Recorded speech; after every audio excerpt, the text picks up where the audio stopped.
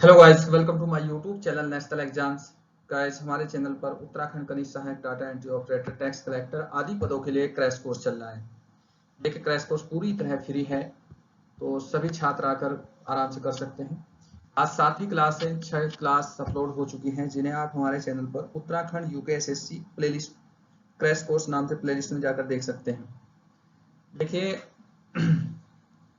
और play list का link आपको इस वीडियो के लिंक में भी मिलेगा। देखिए, आप लोग जैसे सभी जानते हैं कि डिजिटल क्रांति, डिजिटल जो एजुकेशन चल रहा है, हम एक विरोध कर रहे हैं बेरोजगारी के कारण। सभी टीचर्स हैं, स्टूडेंट हैं, सभी साथ साथ कर रहे हैं।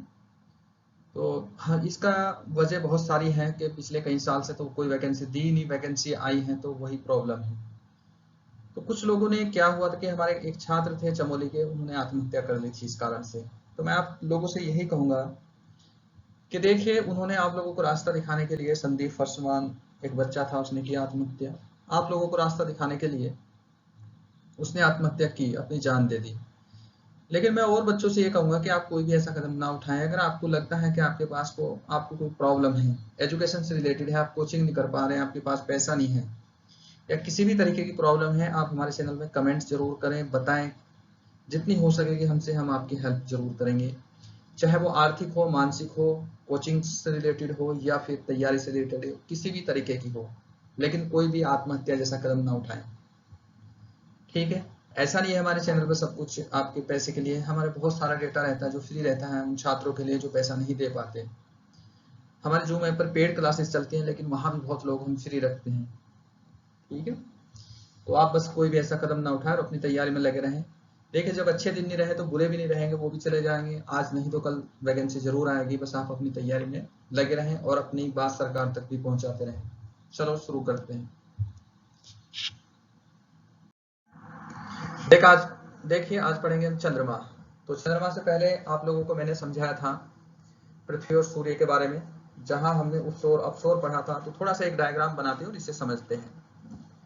देखो, ये हमने एक सूर्य बनाया था यहाँ, और मैंने बताया था कि ग्रह इसके चारों ओर चक्कर लगाते हैं, ठीक है। ग्रह इसके चारों ओर चक्कर लगाते हैं। अब जो ग्रह चक्कर लगाते हैं वो अलग अलग नाम थे उनके, उनमें से ही एक था पृथ्वी। तो ये पृथ्वी है यहाँ, मान लो ऐसी। तो इसे क्या कहेंगे हम? पृथ्वी, अर्थ कहेंगे। तो मैं लिख रहा हूं नीचे इधर, पृथ्वी, अर्थ। और इसी अर्थ के चारों ओर कुछ जो एक टुकड़े हैं, जो एक ठोस पदार्थ है जो उनके चारों ओर चक्कर लगा रहा है, उसे कहते हैं उपग्रह, या कहेंगे उसे हम चंद्रमा। जैसे इस पृथ्वी के चारों ओर कोई एक ऐसे चक्कर लगा रहा है यहाँ, ठीक है, ये चक्कर लगा रहा है यहाँ, तो इसे कहेंगे हम चंद्रमा या उपग्रह कहेंगे। उपग्रह को सैटेलाइट कहते हैं, ठीक है, इसे सैटेलाइट बोलते हैं, आप ध्यान रखना।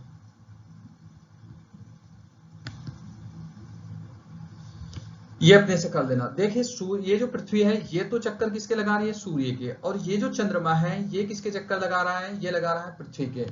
तो बस आज हमें चंद्रमा पढ़ना है, केवल ये रिलेशन आप लोगों को दिखाना था, ये रिलेशन ध्यान रखना आप।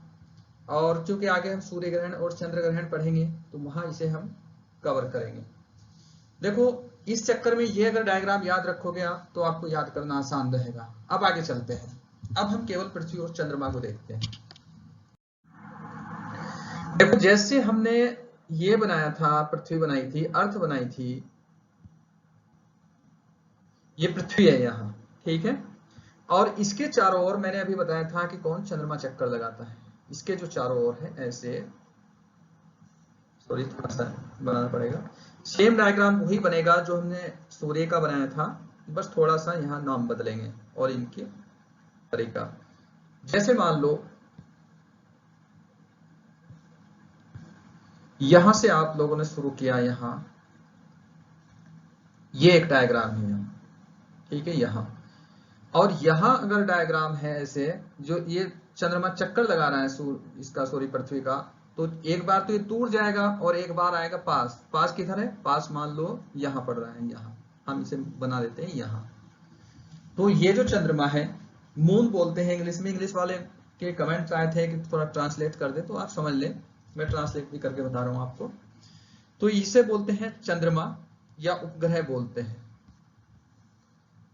देखो ये जो सभी ग्रहों के उपग्रह हैं सबके अलग अलग है। मंगल के 2 थे, बृहस्पति के सबसे अधिक थे। तो आप अगर क्वेश्चन रहे कि क्वेश्चन आ भी सकता है कभी भी कि सबसे अधिक चंद्रमा किस ग्रह के हैं, ठीक, सीधे सीधे आप बताओगे बृहस्पति के हैं। चंद्रमा और उपग्रह एक ही बात है, सैटेलाइट और मून एक ही बात है, ध्यान रखना है आपको। ये भी चंद्रमा है और ये भी चंद्रमा है, ठीक है, ये भी चंद्रमा है। अब इसकी कंडीशन क्या होगी, जब ये दूर होगा तो क्या कहेंगे इसे, और ये पास होगा तब क्या कहेंगे इसे, ये ध्यान रख लो। जैसे मान लो ये दूर है यहाँ, तो दूर को हम बोलेंगे अपभू, इसे बोलेंगे अपभू। इसे इंग्लिश में क्या बोलेंगे, एपोजियन।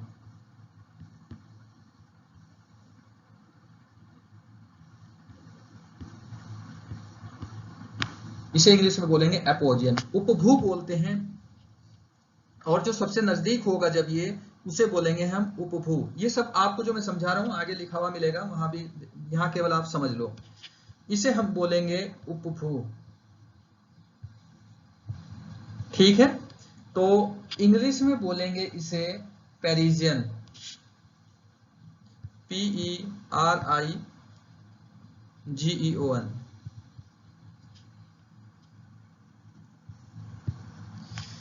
ठीक है, ये याद रखना है। तो आप लोगों ने देख लिया कि जब ये सूर्य इसके पास होगा और जब दूर होगा तो इसकी स्थिति क्या होगी। आप सोच लो कि जब ये इसके पास होगा तो इसका मतलब चंद्रमा अधिक चमकेगा।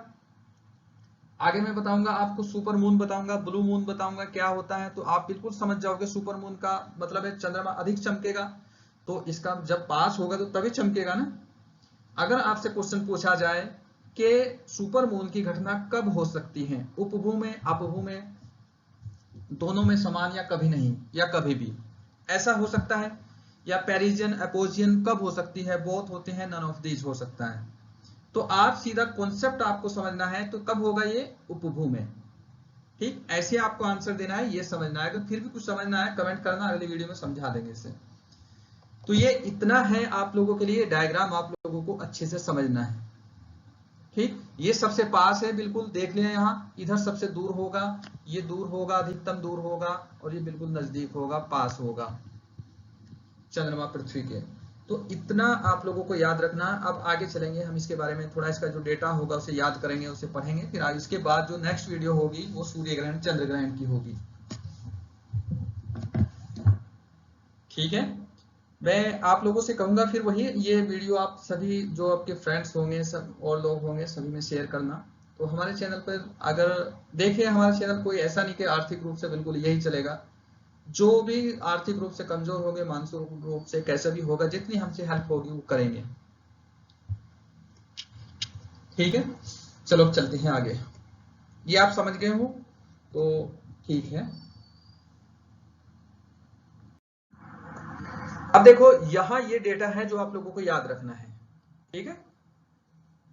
यहां हम बात कर रहे हैं चंद्रमा के बारे में। आप ऊपर एक हेडिंग लिख लोगे, चंद्रमा यानी कि मून, इसे ही सैटेलाइट भी बोलते हैं, ठीक। इसका जो पहला पॉइंट है, यह पृथ्वी का एकमात्र उपग्रह है। उपग्रह को सैटेलाइट बोलते हैं, मैंने पीछे लिख दिया है, ध्यान रखना इंग्लिश मीडियम वाले, नहीं तो फिर कमेंट करोगे आप। उसके बाद है, इसे जीवाश्म ग्रह कहते हैं। जीवाश्म ग्रह को बोलते हैं, ध्यान से सुन लो इंग्लिश मीडियम वाले, fossil satellite. Fossil FOSSILE, fossil satellite. यहां जगह नहीं लिख पाऊंगा, फिर आगे पीछे हो जाएगा।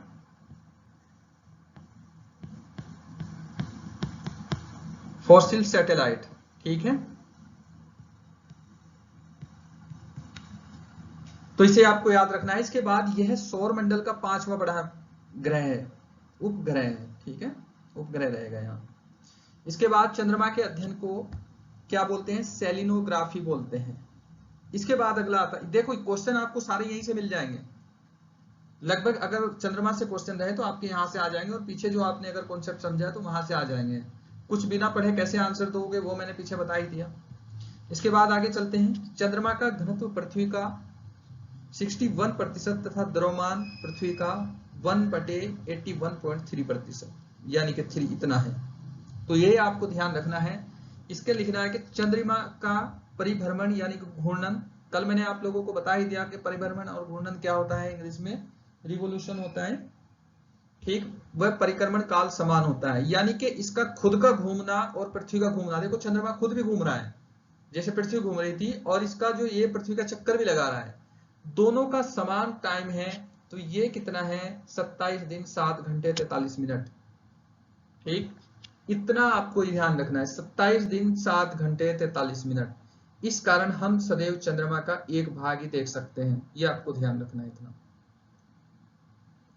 ठीक है। इसका धरातलीय गुरुत्व पृथ्वी का 1/6 होता है, यानी कि यहाँ वहां जो भी यहाँ पृथ्वी पर जो वजन होगा, पृथ्वी पर जाकर कितना होगा, वहां हो जाएगा वो कितना, 6 किलो। अगर यहाँ 10 किलो हो तो वहां 6 किलो। अब आगे देखते हैं, चंद्रमा पर भूकंप नहीं आते क्योंकि वहां प्लेट टेक्टोनिक नाम की कोई चीज नहीं है। अब है सुपर मून के बारे में रिचर्ड नेल्ले ने बताया, ये क्वेश्चन एक बार पूछा गया है तो इसलिए मैंने यहाँ इनका नाम लिख लिया, रिचर्ड नेल्ले। सुपर मून वो होता है कि जब चंद्रमा जितना चमकता है उससे 10% अधिक चमके, उसे सुपर मून बोलते हैं। ब्लू मून उसे बोलते हैं जब किसी एक मास में या एक माह में, एक मंथ में 2 पूर्णिमा हो, ठीक। आगे हैं, चंद्रमा पर पहला कदम नील आर्मस्ट्रॉन्ग ने इतने 20 जुलाई 1969 को रखा था। इसके साथ एडविन एल्ड्रिन भी उतरे थे, ये शांत सागर पर उतरे थे। यहां से आपको इतना ध्यान रखना है, इतना डेटा अगर आप याद कर लोगे, चंद्रमा से शायद कोई क्वेश्चन छूटे आपका, हो जाएगा। आगे हैं, चंद्रमा का सबसे ऊंचा पर्वत लिबनेट जो है, इसके दक्षिण ध्रुव पर है। जब एक माह में 2 पूर्णिमा तथा तो दूसरी पूर्णिमा को ब्लू मून कहते हैं, जो मैंने अभी बताया था, आप लोग इतना समझ गए होंगे, याद रखना पड़ेगा आपको। तो ये एक छोटी सी वीडियो थी और इतना ये सब डेटा है जो आप लोग समझ गए होंगे। अगर फिर भी ना कोई चीज समझ में आए तो आप बिल्कुल कमेंट निश्चित होंगे करना, उनका कमेंट का जवाब देंगे या फिर नेक्स्ट वीडियो में बता देंगे। पिछली वीडियो में काफी लोगों के कमेंट्स थे कि वो इंग्लिश नहीं कुछ शब्दों की समझ में आई थी, तो वो मैंने यहाँ बता दी थी, कुछ कमेंट्स में बताई। तो चलिए बच्चों, थैंक्स फॉर वॉचिंग। आप लोगों ने देखा, अच्छा किया, और फिर मैं कहूंगा आप अपने अधिकारों के लिए सजग भी रहे। और अगर आपके आस पड़ोस में कोई ऐसा फ्रेंड आपको लगे जो डिप्रेशन में है, जो जिससे लगता है कि उसकी जिंदगी खत्म होने वाली है, तो आप उसे हौसला दें, उसे बढ़ाएं और उसे कहे कि नहीं, आज हम इस मुसीबत से निकल लेंगे, सभी इकट्ठे होकर निकल लेंगे। आप अकेले नहीं हो, सभी टीचर्स आपके साथ हैं, सभी और आपके फ्रेंड्स, आपके भाई आपके साथ हैं। चलिए आज मिलते हैं नेक्स्ट वीडियो में।